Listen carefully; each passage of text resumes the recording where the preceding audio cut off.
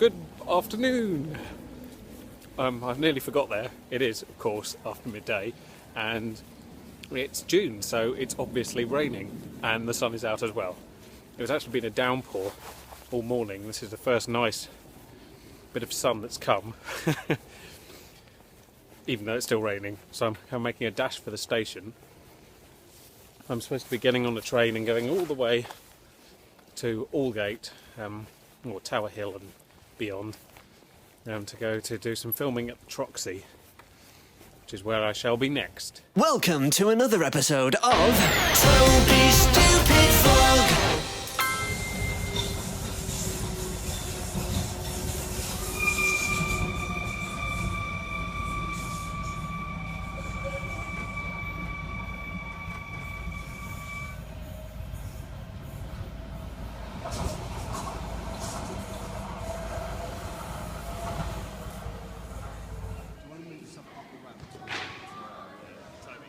Yep.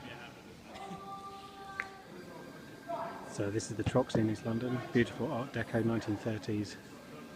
Strange paint job, but still quite stunning place. And this will all be filled up later on with post office people who are coming for their National Sales Award. This is right from the back of the upper circle. It's a long way down to there. So they're now changing the stage arrangements for do a bit of a test now that Chicago's finished their rehearsal. It's quite big up there. Got my own bar. Can't see it because it's dark. There's a bar there though. And we'll start setting up in about an hour.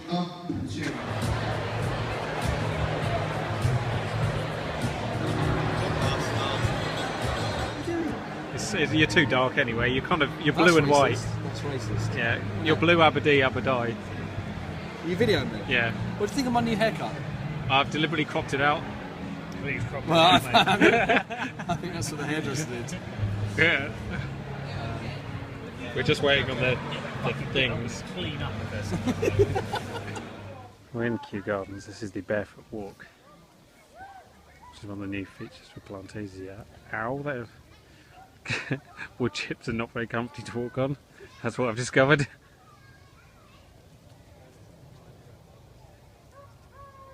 Good plan. So we've hit a kind of traffic jam. This bit's quite good. This is wood. That's a cheap route.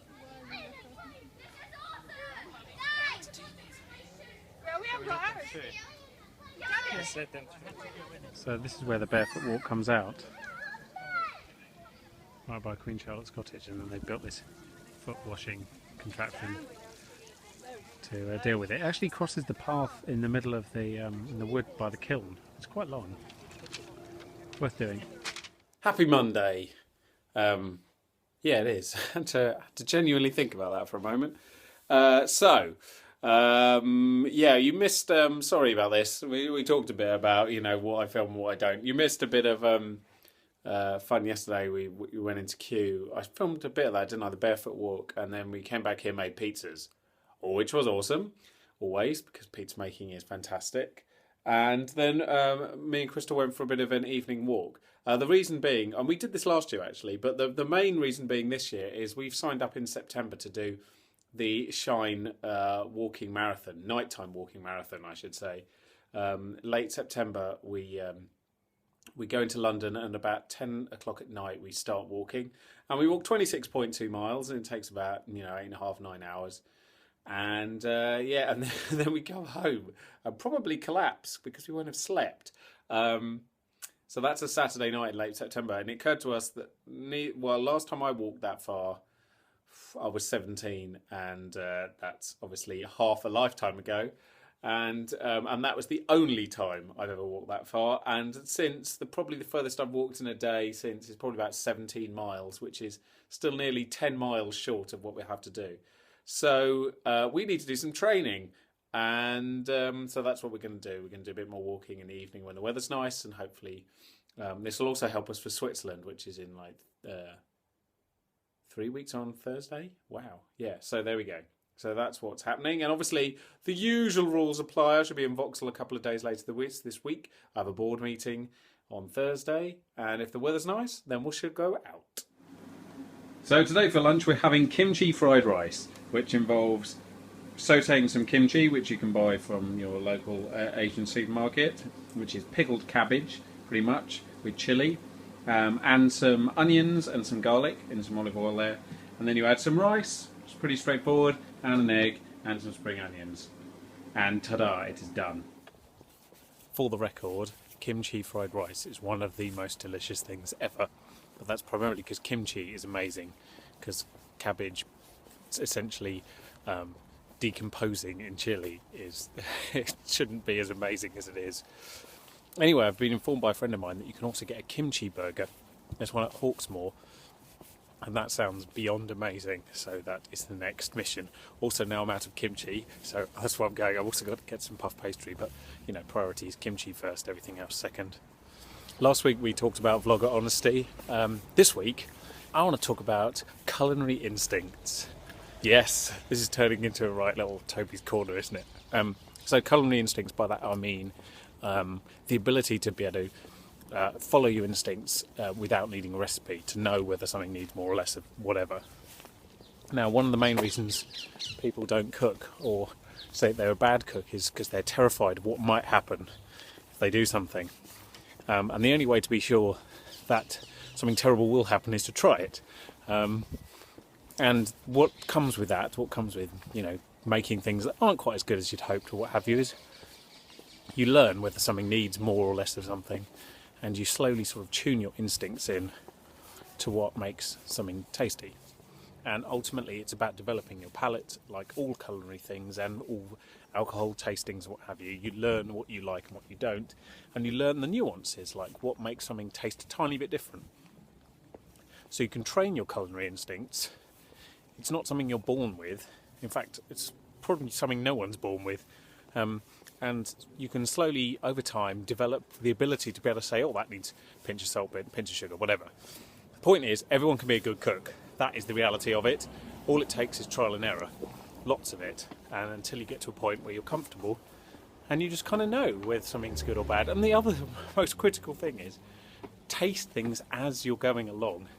Don't sort of taste something right at the end and go, oh, that didn't work. If you taste something after every step, you get a feel for where it's going, so you can head it off the pass if it's disastrous or if it's about to be. And similarly, you can know you're going in the right direction. So that's all I have to say this week. But that is my culinary instincts rant. So what I would say is, regardless of how good or bad a cook you think you are, go out there and cook something you haven't done before. Try it. And guess what? You'll be dead pleased with yourself either way, I'm sure.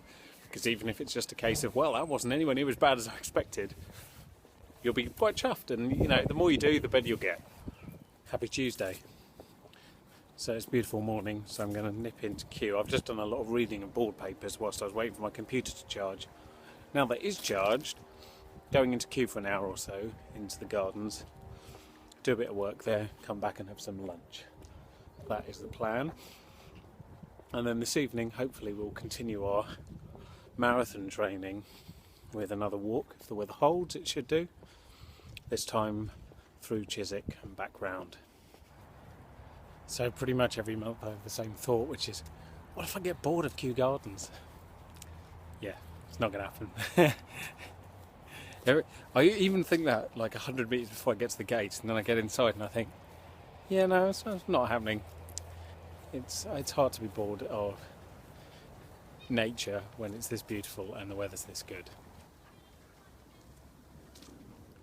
So today is International Build a Scarecrow Day. Go crazy. International Creative Ice Cream Flavours Day. So again, knock yourself out. And also International Joke Day, which seems to cover the previous 2 days quite well. So there we go. That is what the 1st of July is. Oh, welcome to July, by the way. Do any of you happen to remember when Flying Ant Day was last year? I have a feeling it was the 2nd of July. I know it varies a bit by region and whatnot, but that's stuck in my brain, like that was Flying Ant Day. So, and looking around, it's quite possible that tomorrow could be Flying Ant Day. So it could be a repeat schedule. I'll have to wait and see. It's certainly warm enough. The ants are certainly active enough. I know you all look forward to this. a lovely evening. So we're just going for one of our walks, and the sun is just setting behind those clouds. It's very lovely. When the sun actually comes out from behind those clouds, it will become somewhat blinding. But at the moment it's very nice. Some sleeping ducks here.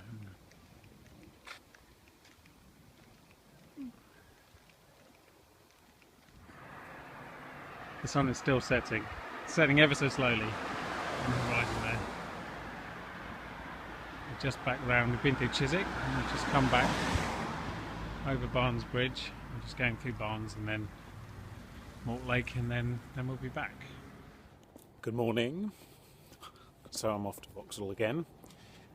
So last night we completed our 5.3 mile walk, which brings the total for this week up to 13.1.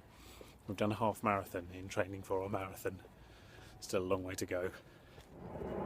So you may remember yesterday I said I thought that July the 2nd would be Flying Ant Day. That's today, because it was last year. Well, it is. It is officially Flying Ant Day. I've seen flying ants. I've had reports of flying ants coming in from Wimbledon. So yeah, happy Flying Ant Day, everyone. So if you're unfamiliar with Flying Ant Day, or you've lived such a secluded urban life that you are very late in your time discovering what it is, it's the day of the year when all the female ants mature and leave the nest with wings. That's the only way they can get away, because they'll get chucked out because there's only one queen per nest. And they all fly off to form their own nests. And they do it en masse, and they tend to do it after there's been so many nice weather days, so they can, so they kind of know it's summer, if you like, and they know that it's a good time to leave without getting rained on. It's not a good time to leave if there's loads of swallows, because they'll eat you, but that's why they're all quite big, these flying ants. But they only have wings for a day, but they do seem to sometimes appear in swarms. Not the greatest fun thing you've ever seen, and you tend to see them coming out of cracks in the pavement when there's ants living underneath in the sand. So there you go. There's a few other little buggers. They're not that little. They might appear quite small on this, but they're much bigger than male worker ants. Wow, it is a fantastic summer's day. Going to try and make the most of it this afternoon. This morning I've been reading a lot of ball papers, trying not to be disturbed by the bin man. And yes, Crystal's got a half day, so she's walking back from Wimbledon as part of her walking training, and I need to do something equally good because we can't do a walk this evening. Jesus, is it every form of transport is flying over me? Anyway, we can't do a walk this evening because I've got a board meeting. So, more noisiness. I have, so far today, read a lot of board papers. My brain is a little bit frazzled, and I've actually put a cake on and then gone for a walk, which is probably the most terrible idea ever. I know exactly how long the cake has to cook. My plan is to walk for half that time in one direction and half back. Now, if this has been timed well, and there's no guarantee that is the case, then I should meet Crystal just at the point I have to turn around. Let's hope the cake doesn't suffer because of this. I am slightly retracing my steps, our steps from last night. We're on our warm-up walk. We walked into Richmond, we walked into Cullichos and had some dinner and walked back. Slightly elongated way, is just shy of 5 miles. Which is roughly what we're doing per night at the moment. Although today, obviously, I will be doing slightly less. Excuse me. And Crystal will be doing slightly more because she's walking from Wimbledon, which is about 6.5 miles. And it gives you some perspective. So after tonight, we will have done, just shy of a marathon length. But it will have taken us 5 nights. We've got to do all this in one night in the middle of September. So remains to be seen how difficult that'll be. I really do think the bigger problem is just going to be wear on your feet. Don't think there'll be too much physical exhaustion, although the rest of your muscles obviously suffer a little bit, sort of hips and back and whatnot, but I think it's really going to be feet. Anyway, onwards. Last thing before I forget, that I've been growing some chilies that I bought when we were at the garden centre by Three Choirs, the garden centre called Three Shires. And yes, I've been growing them now for about 3 or 4 weeks, and I've been time-lapsing them to see how they've been going for the last, I think, about 8 days. So here's how they're doing so far.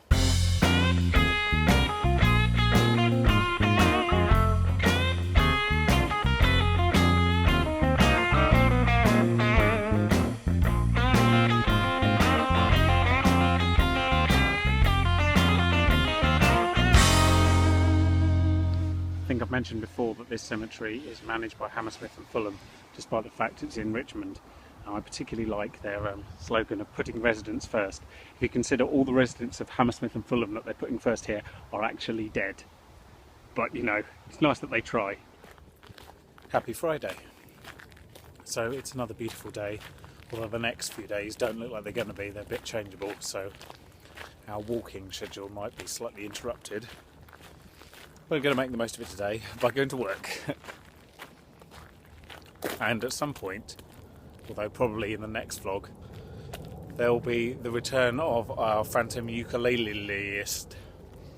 So look out for that shortly. But for now, I need to sit in an office with some fools. Fools, I tell you. Always looks so good in the morning. It actually looks really inviting, the Thames. Like it makes you want to jump in. I would strongly advise against that. But you know, it's quite a clean river, especially this far up. Still, strong tides, very deep, slightly dangerous. Anyway, that wasn't why I got you here. The reason I pulled the camera out is because Catherine Tate just walked past me, which is very random. I was like, you know, when you double take and you think, is it? It is. So that shouldn't be as surprising as it was to me, because it turns out she lives in the Richmond area, but I didn't know that, so there we go. Random fact of the day. Where did everyone go? I was just editing, and fine, be like that. I'm in charge of nothing. Steve Higgins. What was this on?